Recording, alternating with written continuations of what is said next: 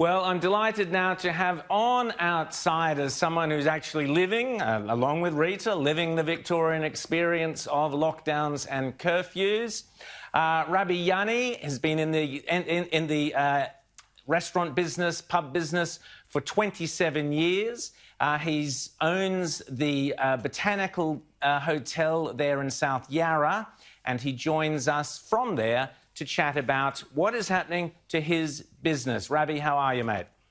I'm well, thank you, and thank you very much for having me on. OK, well, listen, we've heard a lot about Victoria. What has happened to your business? You've got an iconic hotel there in South Yarra, the Botanical. What's happening, and what would you like to see happen differently? Well, what's happening here in Victoria at the moment, in the hospitality industry particularly, we've been closed for close to 6 months, or shut down pre-COVID norm for 6 months since March 22. We were given 22 hours notice at the time to shut our businesses down, and being the resilient and the patient lot that we are, and following the medical advice and being told we're all going to catch this virus and we're all going to die at the time, so we closed our businesses and did the right thing and followed the path. Some of us have managed to flip our businesses or to turn them around and remain engaged with the community, which is very, very important for us, for our team, and for the people we employ, which is far more important than any political issue at the moment. And this is now an issue 6 months on about Victoria, Victorians, our livelihoods, and all we're asking is for a management plan that is proportionate to the medical risk. We're asking for something that's reasonable, something that's modest, something that will enable us to re-engage with our customers, our guests, our community, and more importantly, provide work for the people that we employ. I can only talk about Botanical Hotel, and our workforce is halved, or actually greater than that. And that's a concern. We're facing medical, mental, physical health issues that the damage or the effect of which is insurmountable and will be for years to come.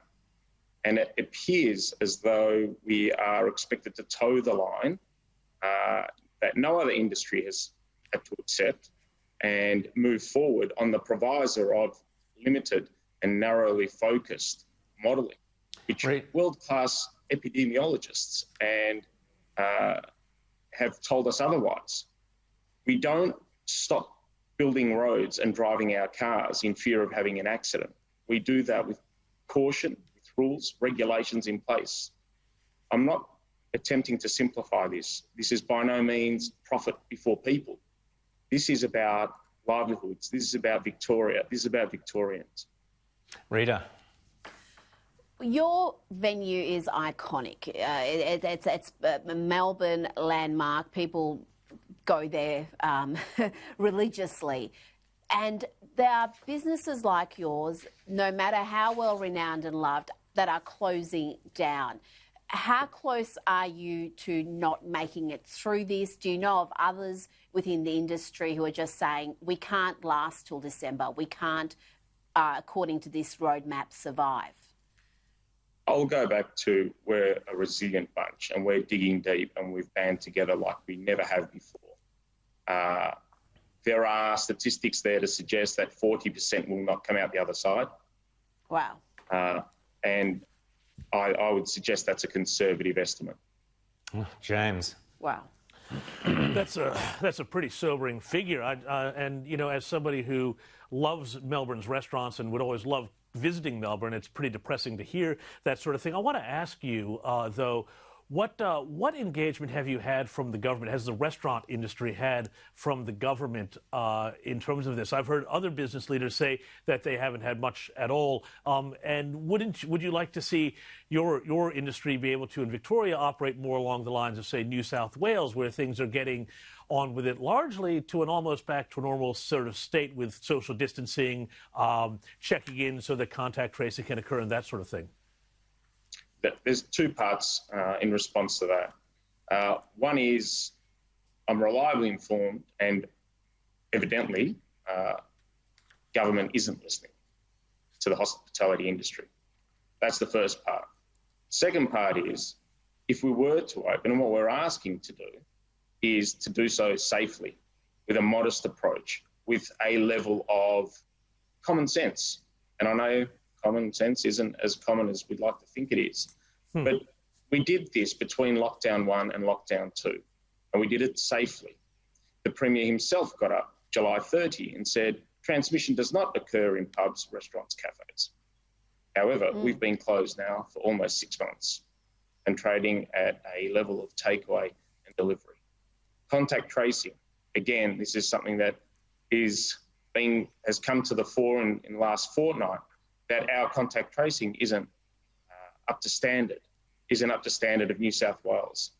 Well, why is it 5 months on that we're now having this conversation?